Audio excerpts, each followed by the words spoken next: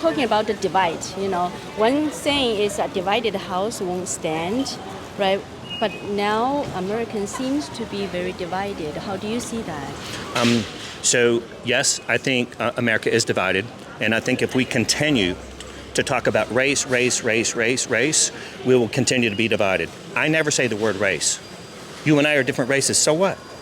Who cares? I treat you the same as I treat my wife or my mother. That's my mother. If we continue to talk about it and continue to make a big deal about it, yes, we're going to continue to stay divided.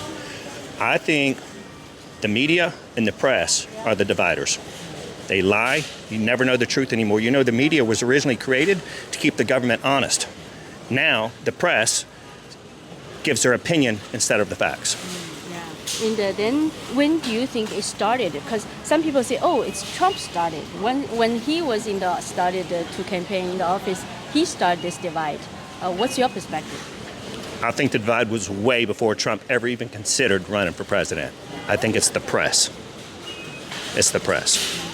Way before? Way before Trump ever decided. Way before that.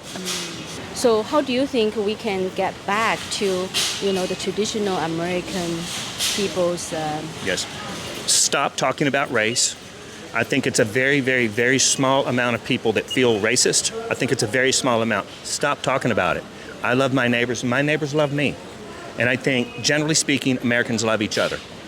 If the press would just get out of it and stop talking about it, I think it would be much more normal. I definitely think that social media is bad, and I think the Chinese government, the Russian government, and other governments, they want to see us argue with each other, because if we're arguing with each other, we're weaker. So I mean, that's definitely. I know Vladimir Putin would want nothing more than have us be arguing with each other for the rest of his life, and I know China would want us to argue too. So I mean, that's why a lot of even if you look on TikTok, which is a Chinese app, they post a lot of stuff. They encourage you to see stuff you disagree with, so it gets you upset, so it gets you angry, so you start getting ugly with people online. So it is definitely something that people have to be aware of, because a lot of people, most Americans, aren't as sophisticated as they need to be. We have all this information we can get, and we choose not to get it. We choose just to repost something that someone else said, on both sides. So it's kind of like we don't want to think about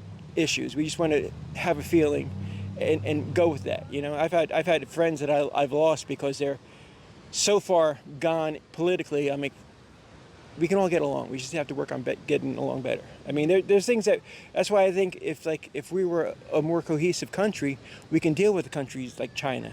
And I mean, because the Chinese people want to be free just as much. So I mean, we got to encourage them, maybe, and unfortunately, that's what's going to have to happen, is the Chinese people are going to have to change their country. And that's going to be a terrible thing that happens, but it's going to have to happen. A revolution is not going to be easy, but they did it before, and they'll do it again. I mean, because you got a lot of good people over there, and it's just that the sad part is that government suppressed the.